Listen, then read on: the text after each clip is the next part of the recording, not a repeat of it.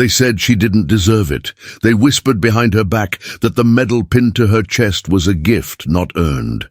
They looked at her scars and saw weakness instead of sacrifice. But when the impossible mission came, when every seasoned sniper in the room shook their heads and said it couldn't be done, Captain Jordan Hayes stepped forward, placed her hand on the rifle, and reminded them all why some soldiers are forged in fire that others can't even imagine. Before we continue, drop a comment below and tell us what city or country you're watching this from. Jordan Hayes wasn't supposed to be here. Growing up in a small farming town outside Tulsa, Oklahoma, she was the girl who fixed tractors with her grandfather and spent weekends hunting white-tailed deer in the dense forests that bordered their property. Her father worked double shifts at the oil refinery. Her mother cleaned houses to make ends meet, and Jordan learned early that survival meant grit, not complaining.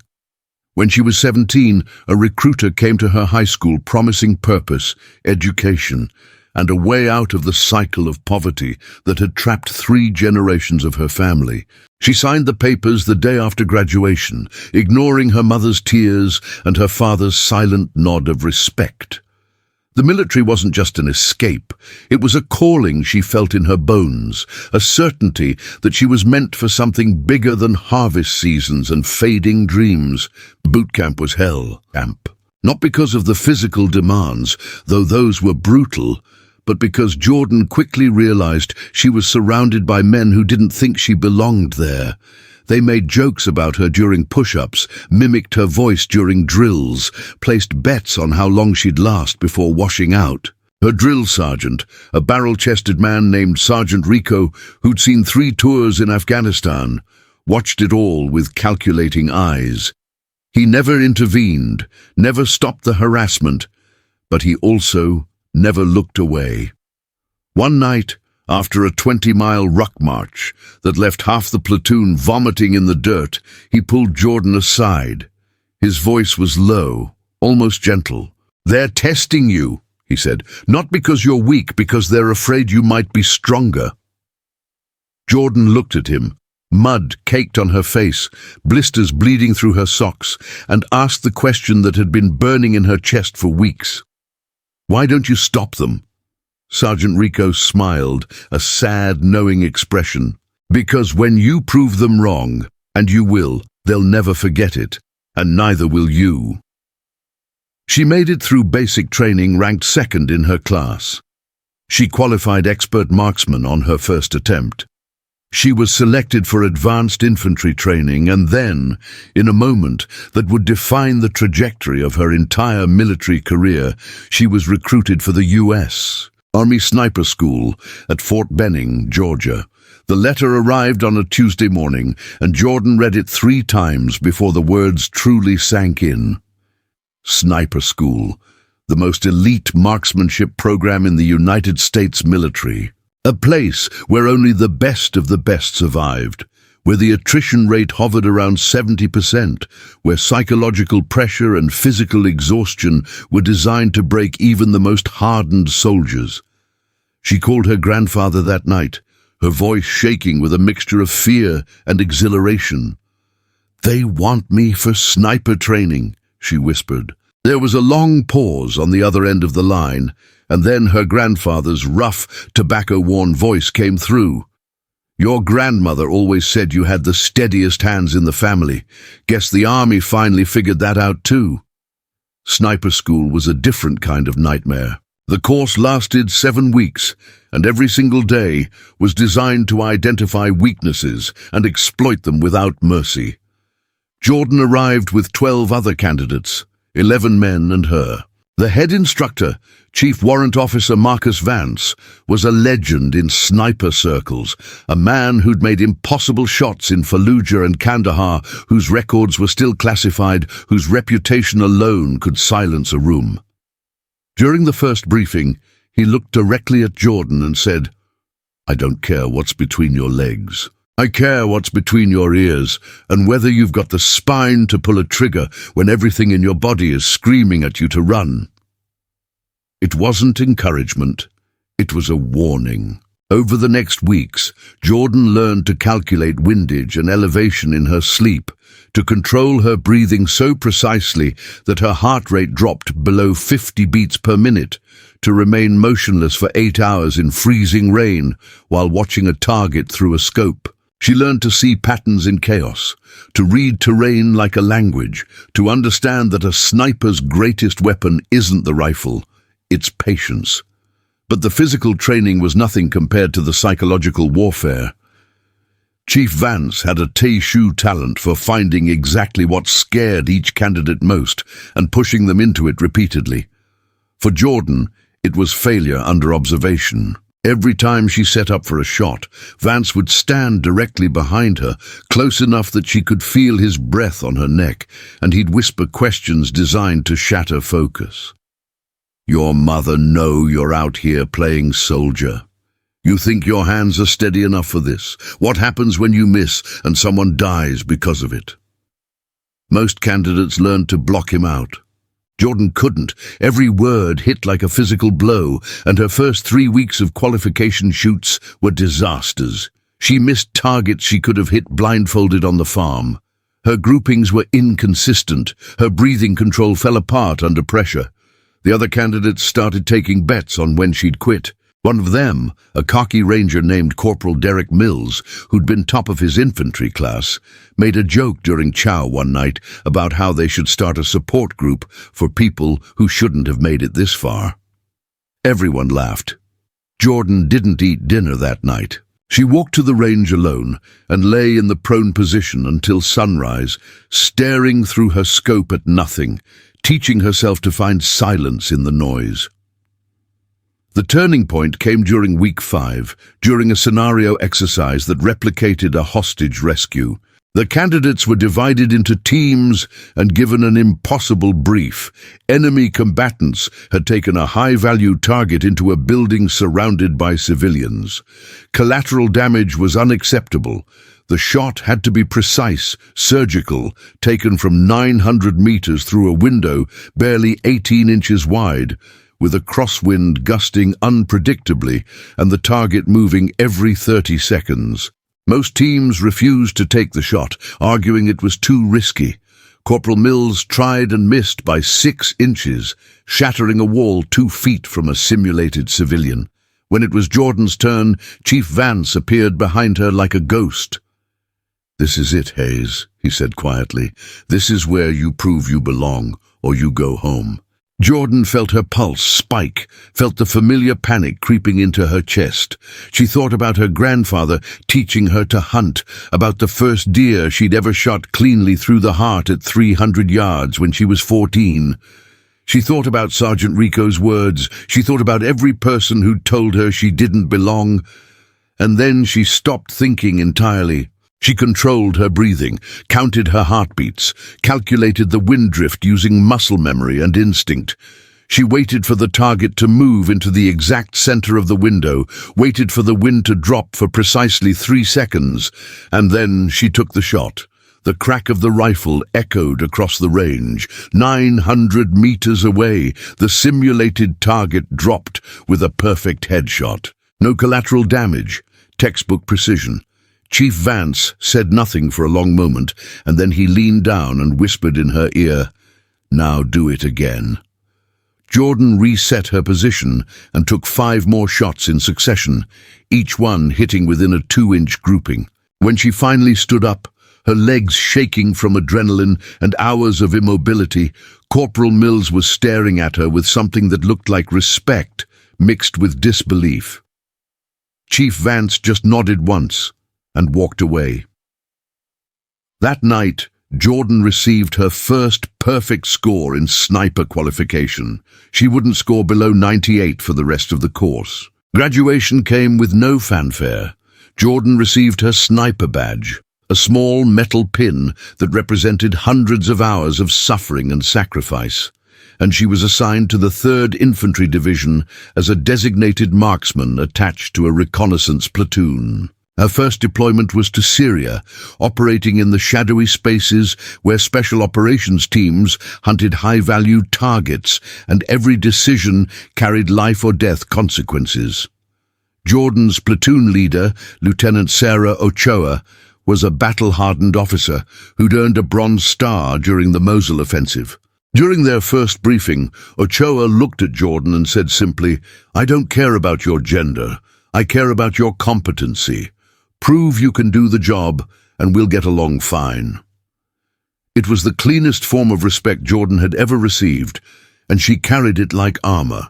Her first combat mission was an Overwatch operation supporting a Delta Force raid on a suspected ISIS weapons cache. Jordan's job was to provide security from a rooftop position 1,200 meters from the target building, scanning for threats while the assault team moved in. It was 3 in the morning, pitch black except for the green glow of her night vision scope, and the city below was silent in the way only war zones can be. A stillness that feels like held breath before violence erupts. Jordan watched the assault team breach the building, watched them move through rooms with practiced efficiency, and then she saw movement on an adjacent rooftop, a figure carrying an RPG moving into position to fire on the assault team from above. Jordan's training took over. She calculated distance, wind, elevation. The target was moving, partially obscured by a satellite dish. She had maybe 4 seconds before he fired. Her spotter, a seasoned staff sergeant named Chen, whispered urgently, "Hayes, do you have the shot?" Jordan didn't answer. She controlled her breathing, let her heartbeat slow, and squeezed the trigger. The suppressed rifle gave a muffled crack. 1,200 meters away, the figure with the RPG collapsed. The assault team completed their mission without ever knowing how close they'd come to disaster. When they returned to base, the Delta Force team leader, a man who introduced himself only as Mitch, found Jordan in the Tactical Operations Center. He didn't say thank you. He just placed a challenge coin in her hand, a small token that carried more weight than any medal, and said, "Good shooting." It was the first time Jordan truly felt like she belonged, but belonging came with a price. 3 months into her deployment, Jordan's platoon was conducting a reconnaissance patrol near the Iraqi border when their convoy hit an IED. The explosion flipped their vehicle, and Jordan woke up choking on dust and blood, her ears ringing so loudly she couldn't hear her own screams. She crawled out of the wreckage to find Lieutenant Ochoa trapped under twisted metal, her leg shattered, bone visible through torn flesh. 2 other soldiers were unconscious. Enemy fighters were moving toward their position, drawn by the explosion like wolves to wounded prey. Jordan's rifle had been thrown clear in the blast, but she found it, checked the action with hands that wouldn't stop shaking, and took up a defensive position behind the destroyed vehicle. For 23 minutes, she held off an advancing enemy force by herself, taking precise shots that forced them into cover, buying time for the quick reaction force to arrive. She was hit twice, once in the shoulder, once in the side, but she didn't stop shooting until the medevac helicopters arrived. Lieutenant Ochoa survived because of those 23 minutes. So did the other soldiers in that vehicle. Jordan received a Purple Heart and a Silver Star for her actions that day, medals that arrived with paperwork and ceremony, but felt like stones in her pocket. The physical wounds healed, the mental ones didn't. Jordan returned stateside for medical leave and found herself unable to sleep without seeing the explosion, unable to hear loud noises without dropping into a combat crouch, unable to explain to anyone what it felt like to kill human beings and save human beings in the same breath. The army offered counseling. Jordan went twice and then stopped, convinced that talking about trauma was just another form of weakness. She threw herself back into training, volunteering for every difficult assignment, pushing her body until exhaustion replaced thought. Her superiors noticed. Some were concerned, others saw an asset. When a position opened up at the Army's sniper school as an assistant instructor, Jordan was recommended for the role. She accepted immediately, thinking that teaching might provide the purpose she'd lost somewhere between the firefight and the hospital bed. She was promoted to captain and returned to Fort Benning, full circle, to the place where she'd first proven herself. But respect is never permanent. It has to be re-earned constantly, especially in military culture where new faces arrive daily and legends fade quickly. Jordan found herself working alongside instructors who'd heard about her combat record, but also heard rumors, whispers that her medals were given out of political correctness, that she'd been in the wrong place at the right time, that her shooting skills were exaggerated. The whispers came mostly from one source: Master Sergeant Travis Holbrook, a veteran sniper instructor who'd been at Benning for 8 years and believed the school had become soft by allowing women into the program. Holbrook never said anything directly to Jordan's face, but he made his opinions clear in 1,000 small ways, questioning her lesson plans during briefings, undermining her authority in front of students, making jokes about diversity hires that everyone knew were aimed at her. Jordan tried to ignore it. She focused on her students, on teaching them the same brutal lessons she'd learned, on preparing them for the reality that not everyone comes home.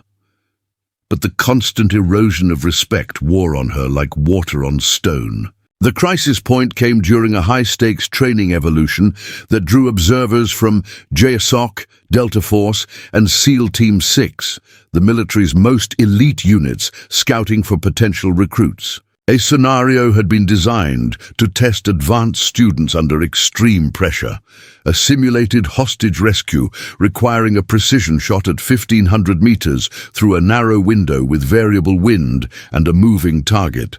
It was the kind of shot that appeared in Hollywood movies, but rarely in real combat, the kind of shot that separated competent snipers from legendary ones. 8 students attempted it over 2 days. All 8 failed. The JSOC observers were unimpressed, talking about lowering standards and questioning whether the course was producing combat-ready snipers. Master Sergeant Holbrook, sensing an opportunity, made a loud suggestion during the after-action review. "Maybe we should have an instructor demonstrate," he said, his eyes landing on Jordan with calculated cruelty. "Captain Hayes here has all those medals. Let's see if she can actually make the shot. Or if we need to admit that standards have gotten too relaxed around here." The room went silent. Everyone understood what was happening. This wasn't about training or standards. This was about humiliation, about putting Jordan in a position where failure would validate every doubt, every whisper, every piece of resentment that had been building for months. Chief Warrant Officer Vance, now the school's senior instructor, watched the exchange with unreadable eyes. He could have intervened, could have shut Holbrook down with a single word. Instead, he looked at Jordan and asked simply, "Captain Hayes, are you willing to demonstrate?" Jordan felt every eye in the room on her. She thought about refusing, about pointing out how unprofessional and inappropriate the challenge was. She thought about filing a formal complaint, about going through proper channels and letting the system handle it. Then she thought about every single time someone had told her she didn't belong, every time she'd had to prove herself just to be seen as equal, every time respect had been offered and then snatched away. She looked at Master Sergeant Holbrook, saw the smug certainty in his expression, and made her decision. "I'll take the shot," she said quietly, "but let's make it interesting. Same scenario, but at 1,800 meters instead of 1,500, night conditions, thermal crosswind, and I'll do it cold bore, no warm-up shots." A cold bore shot meant the rifle hadn't been fired yet, hadn't been adjusted for temperature or tested for zero. It was the purest, most unforgiving form of marksmanship, where there was no room for error and no second chances. Master Sergeant Holbrook's smile faltered slightly, but he'd backed himself into a corner. "Sure," he said, trying to sound confident. "Let's see it." The entire group moved to the range as word spread through the base. By the time Jordan arrived at the shooting position, nearly 50 people had gathered, instructors, students, support staff, all drawn by the drama of the moment. Jordan tried to block them out. She conducted her pre-shot routine with mechanical precision, checked her rifle, verified her ammunition, calculated environmental factors. The target was a simulated hostage silhouette positioned behind a window 1,800 meters downrange, flanked by civilian targets that would represent mission failure if hit. The wind was gusting between 8 and 15 miles per hour from the southwest. Temperature was dropping as the sun set. Every factor was working against her. Jordan settled into the prone position and looked through her scope. At 1,800 meters, the target was barely visible even with magnification, a tiny shape that wavered in her sight picture as heat shimmer and wind distortion played tricks with light. She controlled her breathing, feeling her heart rate drop, feeling the world narrow to just her, the rifle and the target. She heard whispers behind her, heard someone mutter about how this was impossible, heard Master Sergeant Holbrook say something that might have been a laugh, and then she heard nothing at all. The noise fell away. The pressure fell away. There was only the shot, the mathematics of wind and distance and gravity, the perfect intersection of preparation and instinct. Jordan waited for her heartbeat to settle into the space between breaths. She made microscopic adjustments to her scope, compensating for the wind, for the bullet's arc, for the rotation of the earth itself at this distance. She saw the target shift slightly in the window, saw a 3-second gap where the wind dropped to 7 miles per hour, saw the moment when every variable aligned. She squeezed the trigger with steady, patient pressure. The rifle fired, the recoil pushed against her shoulder, and then came the waiting, that eternal 2.5 seconds while the bullet traveled nearly 2,000 meters through air and uncertainty. Through her scope, Jordan watched the target. The bullet struck center mass, a perfect headshot on the hostage silhouette, missing the civilian targets by comfortable margins. At 1,800 meters, with a cold-bore rifle, under deteriorating light conditions, she'd made a shot that maybe 24 snipers in the entire world could replicate. The range erupted in noise. Students were shouting, instructors were checking the target verification systems to confirm what they'd just witnessed, and someone was already pulling up the telemetry data to analyze the shot. Jordan slowly stood up, her legs stiff from the prone position, and found herself surrounded by people wanting to shake her hand, to congratulate her, to be part of the moment. But she was looking for one person. Master Sergeant Holbrook stood at the back of the crowd, his face pale, his earlier confidence completely evaporated. Jordan walked toward him, and the crowd parted instinctively. She stopped directly in front of him, close enough to see the embarrassment and resentment warring in his eyes. For a long moment, neither of them spoke. Then Jordan said quietly, so only he could hear, "I didn't take that shot to prove anything to you. I took it because those students needed to see what's possible when you stop worrying about who deserves to be here and start focusing on the mission. Maybe you should think about that." She walked away before he could respond, before the adrenaline crash could hit, before anyone could see her hands starting to shake. Chief Warrant Officer Vance caught up with her outside the range building. He didn't congratulate her or make a big speech. He just looked at her with those calculating eyes and said, "That was the best shot I've seen in 23 years of doing this job. But you know it won't change everyone's mind, right?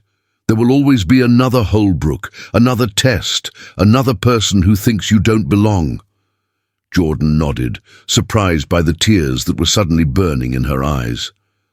"I know," she said, "but maybe each time there will be one more person who saw what actually matters, one more student who believes they can do it too." "That has to be enough," Vance smiled, a rare expression that softened his weathered face.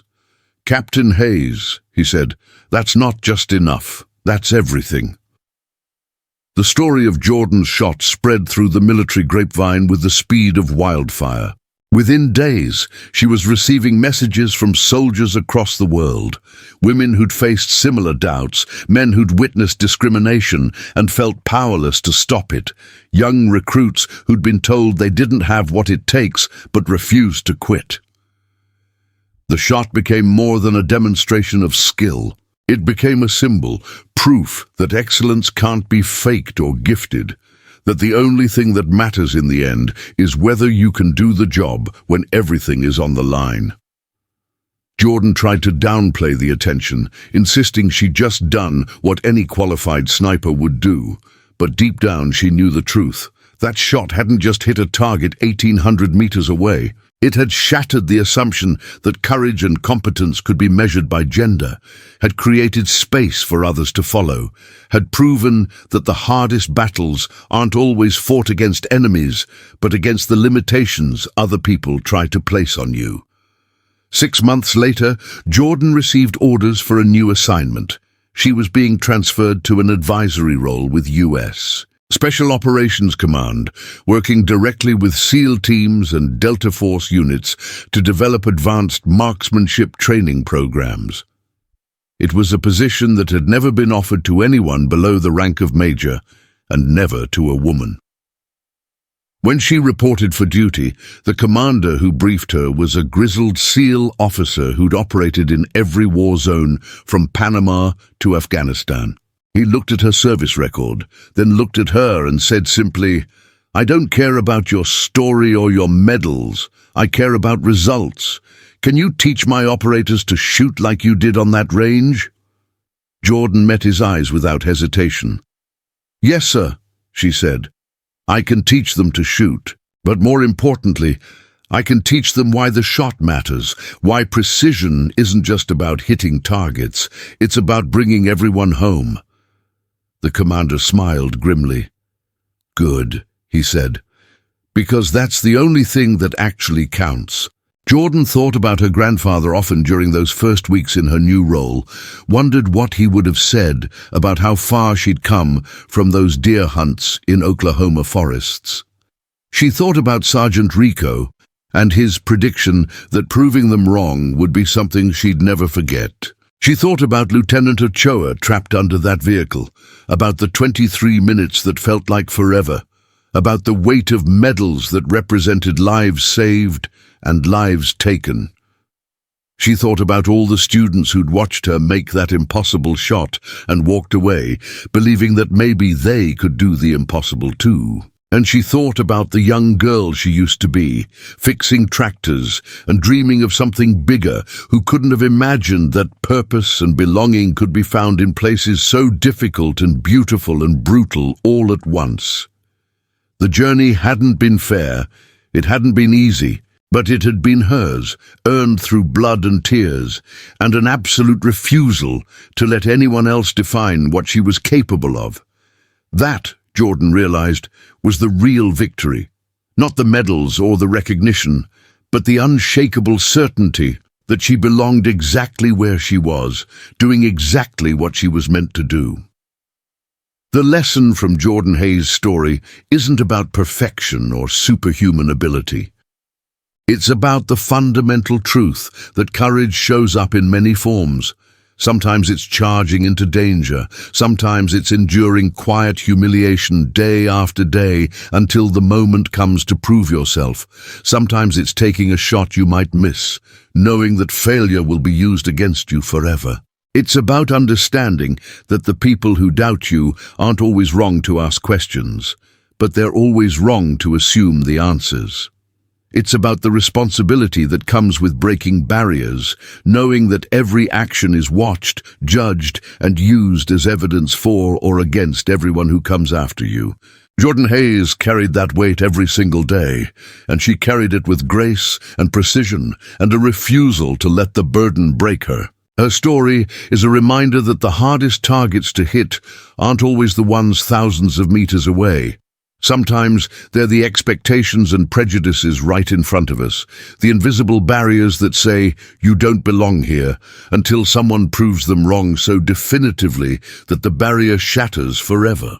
If you believe that courage isn't measured by who you are, but by what you do when everything is on the line, drop a comment and tell us about a time you had to prove yourself against impossible odds.